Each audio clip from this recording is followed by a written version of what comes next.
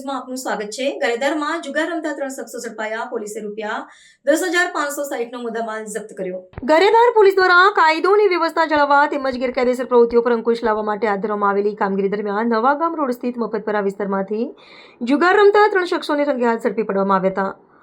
પોલીસે ઘટના સ્થળેથી રોકડ રકમ અને ગંજીફાના પાના સહિત કુલ ₹10,560નો મુદ્દામાલ કબજે કરી વધુ તપાસ હાથ ધરી છે।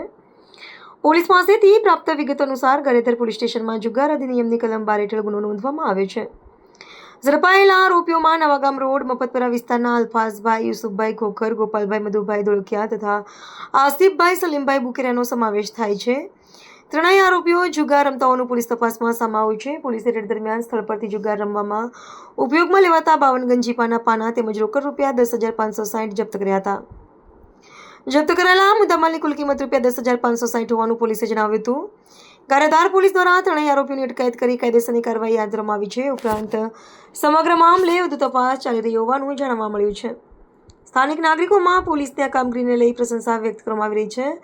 ગેરકાયદેસર પ્રવૃત્તિઓ સામે ગારિયાધાર પોલીસ દ્વારા સતત કડક કાર્યવાહી કરવામાં આવી રહી હોવાનું પણ લોકોમાં ચર્ચાઈ રહ્યું છે। Reporter Mukesh S Kantariya, Gariadhar. પ્રાર્થના સંદેશ ન્યૂઝની તમામ લેટેસ્ટ અપડેટ્સ માટે ચેનલને હમણાં જ લાઈક, શેર અને સબસ્ક્રાઇબ કરો।